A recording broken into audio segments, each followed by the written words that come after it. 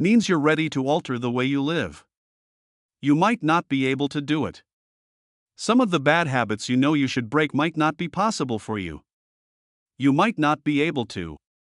Billy Graham almost killed himself in 1974. Too much had been lost, and faith wasn't enough for the first time. He kept more than one secret, though.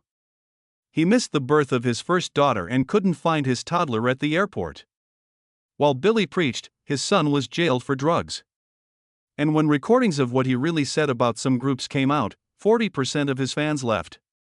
They didn't want you to hear this story about Billy Graham. On November 7, 1918, Billy Graham was born. This was right in the middle of the Spanish flu epidemic that killed over 500,000 Americans. The little white house where he was born was on the dairy farm where his family lived in North Carolina. There wasn't much love between him and his strict Presbyterian father, Frank. He ran the house like a military camp. When he ate, even breakfast, his religious mother Mara would read from the Bible. Fresh milk, eggs, and veggies were always around Billy as he grew up. He had jobs from a very young age, like collecting eggs from 200 chickens and feeding 2 horses, even before he knew what rest meant. They lived on a farm and spoke a language of hard work. The FBI broke into the house early one morning in 1924, when Billy was only 6 years old. They were trying to find booze that was illegal. In order to make money for the family, Billy's dad had been running a booze still behind the barn and selling whiskey. The officers sped through the house yelling and flipping furniture as they went. Frank was put in jail, and Billy had to watch his mother cry. The fine almost wiped out the family's savings. It got even worse when Frank's name showed up in the neighborhood paper. That day left a big mark. For the rest of his life, Billy would be afraid of drinking and not trust people in power. Bill was a real pain by the time he was 9 years old. Because he was so wild, his brothers called him Billy the Kid. He once put fireworks on the cat of a neighbor and set them off at a church event, which made the poor animal run through people's legs. A rubber band was used to throw spitballs at people in fancy feathered hats during Sunday church. He hit the preacher's wife one time. His parents took him to the doctor because he was so hyperactive. The doctor told them to give him more hard work and castor oil to calm down. It didn't really happen. In the same year, Billy will never forget what took place. He called his grandma Mau Mau. She had a stroke and died in his arms. One last time before she died, she opened her eyes, smiled, and said she could see Jesus and her late husband Ben. Ben had lost an eye and a leg in the Civil War, but Mau Mau said he looked healthy and whole as he stood next to Jesus and reached out to her. Before she died, Billy saw the peace on her face light up. He was scared after that. It made heaven seem real, but for years afterward, it made him afraid of death. In 1929, the stock market crashed. Billy was 11 years old, and the family farm was about to fail. The price of milk dropped overnight, and everyone in the family needed help. Bill milked 50 cows by hand twice a day. It took him hours and made his hands hurt and feel stiff. Following that, he would carry milk bottles across town, sometimes going more than 10 miles. People didn't always pay with cash. There were times when they gave chickens or veggies instead. He barely had enough money to keep the farm running, but he learned how to keep going even when things looked bad. In 1934, Billy, who was 15 at the time, went to a revival led by a speaker named Mordecai Ham. That's when everything changed. He went with the goal of making fun of the event. In spite of this, the priest told him he was going to hell one night. That was like lightning striking him. Even though he tried to run away, the words got through. It rained hard that night, and he had to walk 2 miles to get home. Completely shook. He didn't tell anyone about his choice for 8 months, but his mother saw that he stopped swearing and began daily reading the Bible. There was a real change. While Billy wasn't always a good student, he really enjoyed baseball. He hit a grand slam in front of 2,000 people at Sharon High School, where he played first base. But he was terrible in class. His marks were awful. He always pulled jokes on people. He once told a replacement teacher he was deaf and used fake sign language to teach the whole class. They even put everyone's books in the school's bell tower. He had to go through his senior year all over again, and his baseball hopes were over. And then Bob Jones University came along. If you were Billy in 1936, it felt more like jail than college. There were a lot of rules. Chapel at 6 a.m., lights out at 9 p.m., and you couldn't even shake hands with someone of the other gender. The students were told to check up on each other. It made Billy angry. He was shamed in public for asking if classical music was okay and getting caught going out at night. Bob Jones Sr., the founder, told him he would never make it as a speaker. Billy quit after one term because he thought it was a tough place for his faith. In 1937, while Billy was going to Florida Bible Institute, he worked as a Fuller brush seller and went door to door selling house brushes. He met a group of drunk men one day who said they would beat him up. He quickly thought of a plan. He reached into his pocket, pretended to have a gun, and told them not to bother him. It worked, even though it was just a toothbrush. That summer, he sold more brushes than anyone else, which was enough to pay for his school. He learned how to talk to people and deal with tough crowds, which are skills he will use for the rest of his life. In 1941, Billy and Ruth Bell started dating. And almost went horribly wrong. But Ruth couldn't date because she was the daughter of strict Presbyterian missionaries. But Billy fell hard for her the moment he saw her. They sneaked out to have picnics, write letters, and go for long walks, acting like they were praying together. Billy's letter that was hidden in her Bible was found by her father, who almost took her out of school. Ruth finally admitted that she had planned to stay single and become a missionary in Tibet again after many years. But Billy wouldn't give up. He made her believe that God wanted them to be together. Boyd joined Youth for Christ in 1943. Soldier Field in Chicago was his first big show. He thought there would be 2,000 troops, but there were only 40. He ran all over the city, pulling soldiers out of bars, because he was scared. With the promise of donuts and coffee. The place was packed by the time he spoke. He was so scared that he only talked for 12 minutes, but it worked. He found his voice that night quick, fiery, and hard to ignore. He later said that he only joined YFC to dodge being drafted into the army, which was funny. Billy's first trip through Europe was in 1947. In London, he wore a bright green suit and shoes that stood out. He was known as the Technicolor preacher in British media. As the crowds grew, protests began. People in one place threw eggs at him.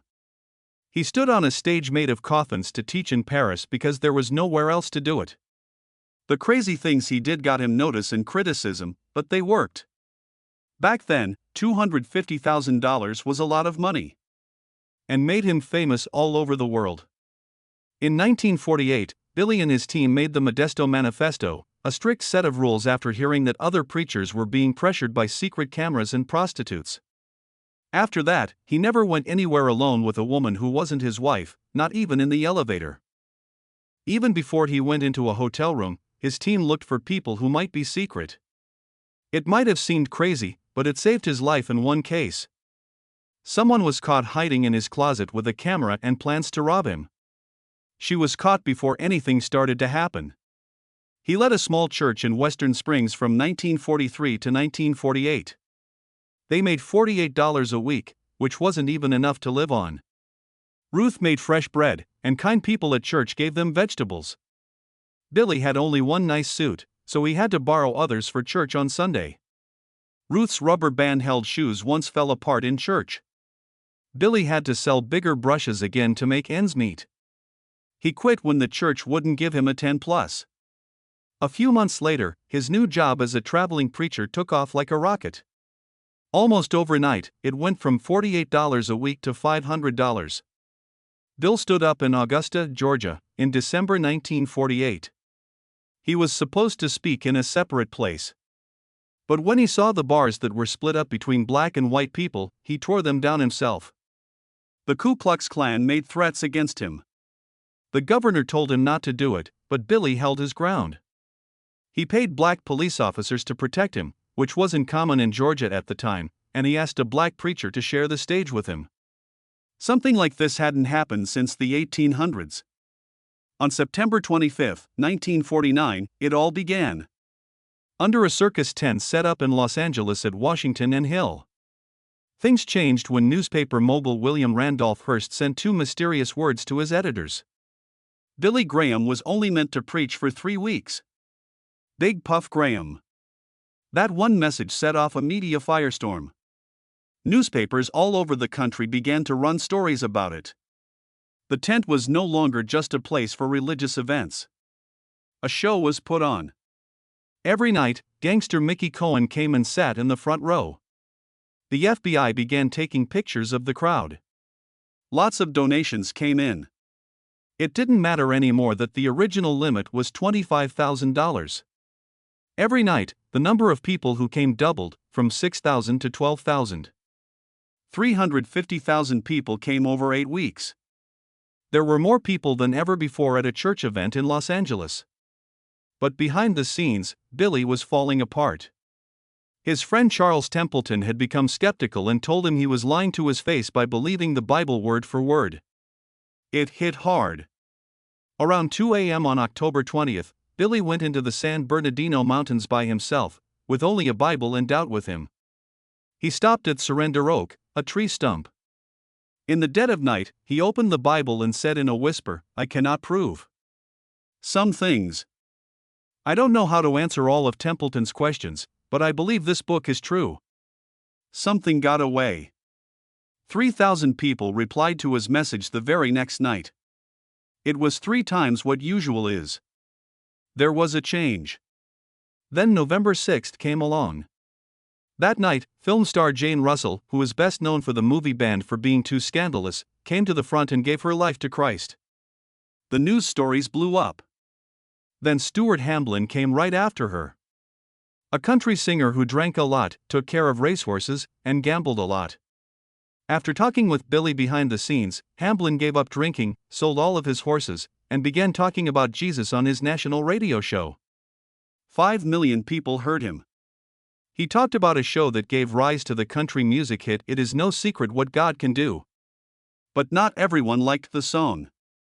There were a lot of death threats. People in the mob were very angry about the idea that Cohen might change his mind. One night, a burning cross showed up near the tent. The FBI sent people to keep an eye on Billy all the time.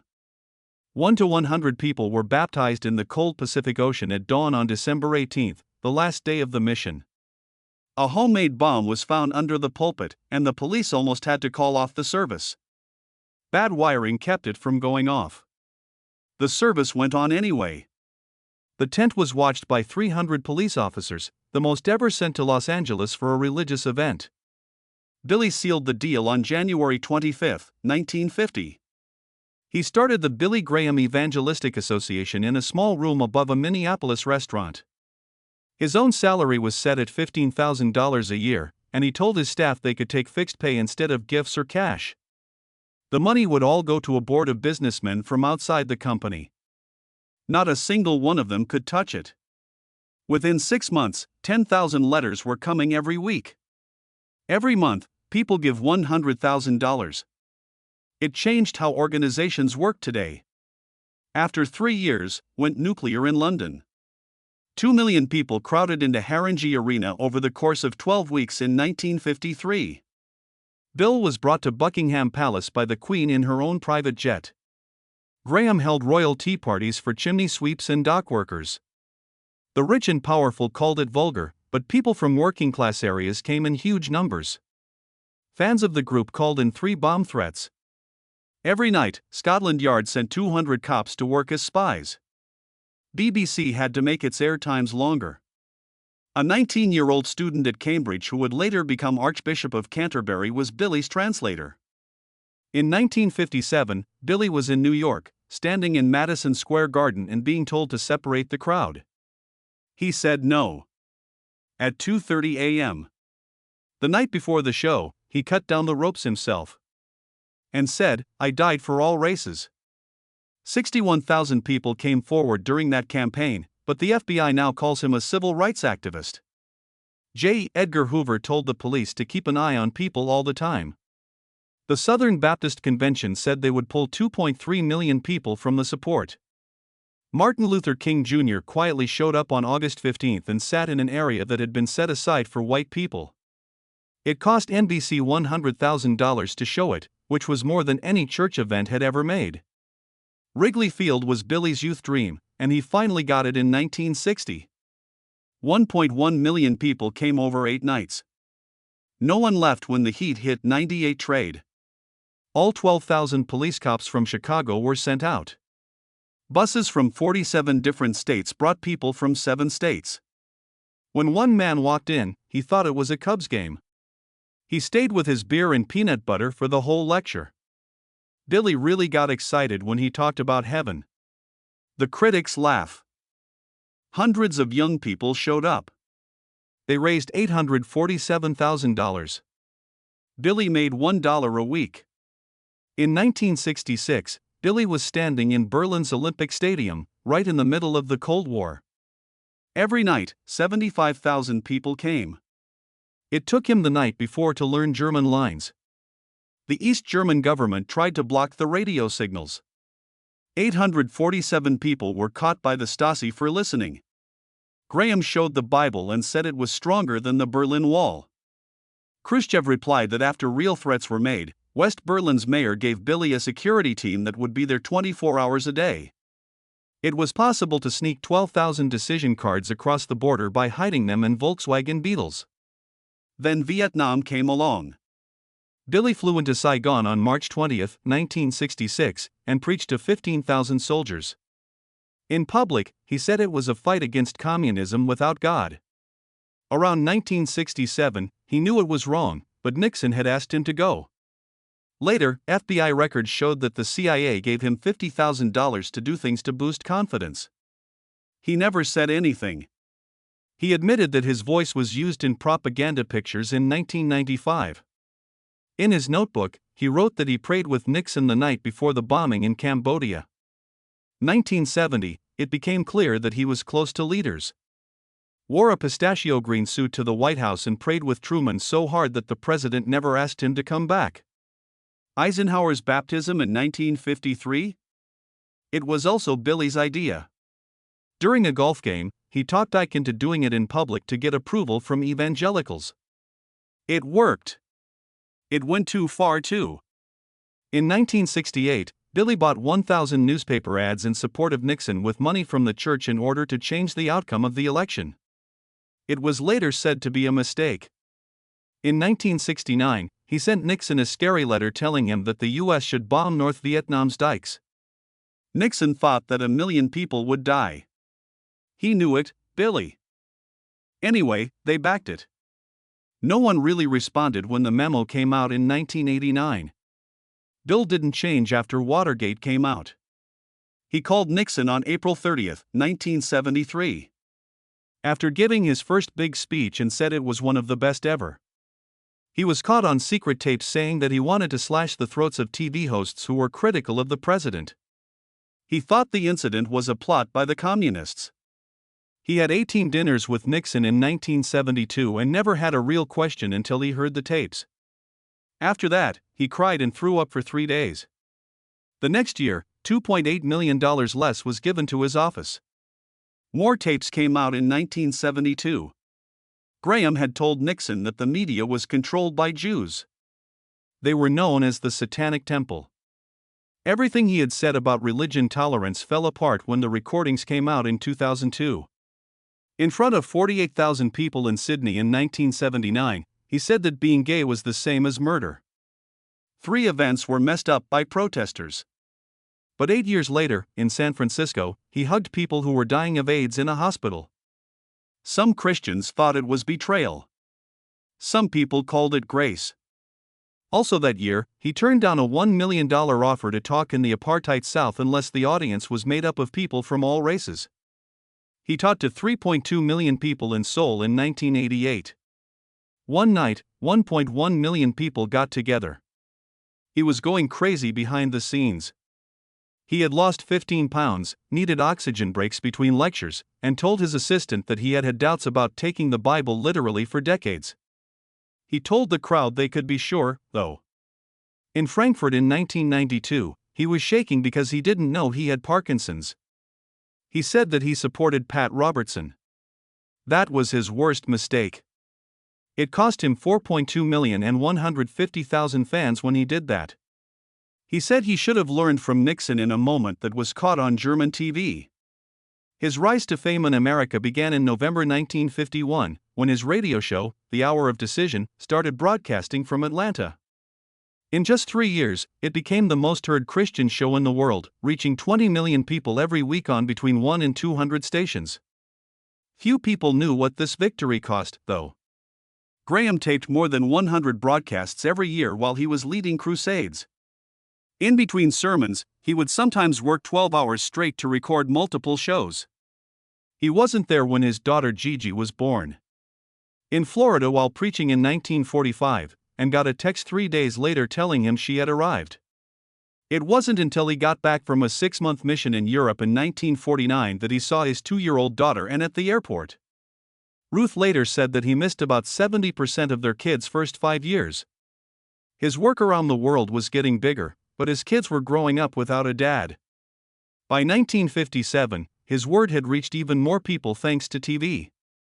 Over 16 weeks, 96 million people watched New York Crusade, making it the most popular Christian TV show ever. By 1960, programs on Graham's media network brought in $10 million a year. 42 different countries have books and radio. During this time, though, his family almost died. While Billy was away, Ruth raised 5 kids by herself in Montreat and dealt with all of life's problems. In 1954, while he was on a 12-week crusade in London, Ruth sent him a desperate telegram that said, "Come home, we need you more than the world needs for you to preach." Later, she said she had considered divorce twice because she felt like she was married to a man who only lived in the news. Their kids stopped calling him dad and started calling him the preacher man. His impact grew around the world, but he was getting farther away from his home life. His book How to Be Born Again sold 1.5 million copies in 6 months and made him $2 million in royalties. It was the best-selling Christian book of that year. But progress ran into trouble at home. Franklin, his 18-year-old son, was nabbed for driving while drunk and having marijuana on him. Graham didn't stop crusades to deal with it. Instead, he sent Franklin to rehab and kept his speaking schedule. At a news conference in 1972, he said he didn't know his son very well and hadn't spent more than 30 days with Franklin since he turned 13. Ruth told everyone that his answer was to pray and speak more. For all of his power, his mission had cost him time with his own children. This was the clearest sign of this. Graham had an effect on countries all the way to the Soviet Union. When he preached at the Moscow Peace Conference in 1986, where he met Gorbachev and spoke to 50,000 Russians during the height of the Cold War. His group had trained more than 5,000 counselors and started offices in 25 countries by 1980. When scandals in 1987 killed televangelists like Jimmy Swaggart and Jim Bakker, stayed out of it.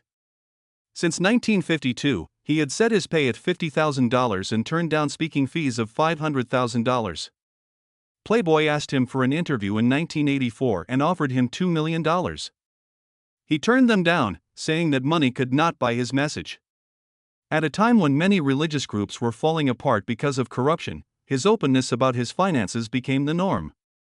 At age 75, Graham organized the 1993 Amsterdam Congress, which brought together 10,000 preachers from 185 countries.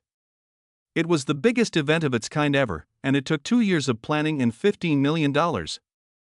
But during his lecture on July 15, he passed out because his lungs were full of fluid. He refused medical help and ended his 45-minute speech, even though he was barely able to breathe. He said he should have died on stage later. His body now bore the marks of his task. He had missed Ruth's 50th birthday in 1970, his children's graduations, and many holidays. In an interview in 1993, he said he would have given up every soul to have been there for his family's big event. Ruth wrote in her journal that she had been widowed for many years. Billy was more like a part of the world than a part of us. In 2000, Graham's last rally in New York at Flushing Meadows drew 230,000 people, even though he preached from a wheelchair because he had Parkinson's disease and his once powerful voice was shaking. In an interview in 1997, he talked about how his close friendship with Nixon made him regret getting involved in politics and said, "I crossed the line, I wouldn't do it now. Secret White House tapes showed secret endorsements and meetings about political strategy. Attendance at the crusade was 60% less than it was at its peak in 1957. Franklin had already taken over by that time. Graham also told his friends and co-workers that he often felt like a political player. During the time of Nixon. When the Nixon tapes came out in 2002, they were a huge blow. In a 1972 interview, Graham said that Jews were to blame for pornography and that they had too much power over the media. Quickly, people fought back. In 6 months, he apologized to the public twice and went to churches to meet Holocaust survivors. He even gave $100,000 to the U.S. Museum to remember the Holocaust. The group hired its first Jewish contact. Hey, Dr. Gerald Ostrov. Even so, 40% of evangelical backers pulled their support away, and $2.3 million in donations were lost. There were Jewish leaders who accepted his apology and those who said it was too little, too late, and that his carefully crafted image would be forever stained. Graham spoke about heaven and endless reunion at his last crusade in June 2005, which drew 80,000 people. But after 2 years, Ruth died of pneumonia that was linked to ALS. She spent her last days saying she felt bad about missing a lot of important dates and events over the years. Ruth had raised their 5 kids by herself for 63 years, and Billy took more than 300 days off every year. She wrote in her diary, "I'd rather have Billy part-time than anyone else full-time," but she also said, "I admit I feel abandoned." During times of family trouble. While speaking in Romania in 1995, they missed their kids' first steps, graduations, and even Ruth's cancer diagnosis. He broke down in the middle of his speech at her funeral and couldn't finish. Graham's My Hope America project had 50 million watchers by 2010, but his support for Mitt Romney in 2012 caused a stir. He met Romney in person and took Mormonism off his website's list of cults, which had been there for decades. Almost half of evangelical preachers said it was an act of betrayal. Leaked texts showed that his co-workers were worried about how he was thinking. In an interview in 2011, he said that Watergate almost made him lose faith in politics and that he had felt used by them for 40 years. His family knew he felt bad about getting involved in politics, which he called his Achilles heel. Few people saw coming in Graham's last book, Nearing Home, which came out in 2013. In 1949, he almost quit preaching because his friend Charles Templeton had left Christianity, which made him question the Bible's accuracy for 6 months. He decided to only believe what the Bible says at a Forest Home meeting. He had preached to 215 million people in 185 countries by that time. He missed Ruth's 70th wedding anniversary, though, because he was recording what he thought would be his last lecture. And she didn't recognize him anymore because she had dementia. He wrote, "Success as a husband and father cost me success in ministry." Samaritan's Purse got all 280,000 copies of the book that were sold. He was 99 years old when he died on February 24, 2018, and his funeral had 4 presidents, which was the most of any religious leader in history. In his will, he left a $25 million estate, with $95% of that going to his church. He turned down multi-million-dollar book and TV deals to stay out of the problems that caused other televangelists to lose their jobs. Priests made millions of dollars a year, but he only made $200,000. But when tapes from 1972 came out showing that he told Nixon to bomb North Vietnamese dikes, which could have killed 1 million people, it shook his reputation. It was advice that experts said would have been a war crime. Franklin, his son, said it was his dad's biggest sorrow. Showed a man who was thought to be a good leader a darker side. Graham led 417 crusades, won over 3.2 million people to Christianity, and met with 13 presidents. But his family still suffered a lot. 3 of his 5 kids were in public problems like arrests, drug abuse, and bad marriages. In 1997, he said that he was a much worse father and husband because he was away from them for more than 200 days a year while they were growing up. Ruth struggled with sadness because she had to raise 5 kids mostly by herself. Mike Pence's controversial dining rule was based on even his ministry's guiding document, the Modesto Manifesto. Critics said it kept women from leadership roles in evangelical groups, where they still make up less than 20% of leadership even though they make up 60% of congregations. Building the $27 million Billy Graham Library brought in more than 200,000 people a year. Taking care of his life's work. But after Nixon betrayed Graham in 1974, he became so hopeless that he thought about committing suicide by overdose. He could only be stopped by deep prayer and the Bible. That moment, which was kept secret for decades, showed that even the most famous preachers in America struggled in silence. His life ended with a mix of unmatched spiritual power and deep human weakness.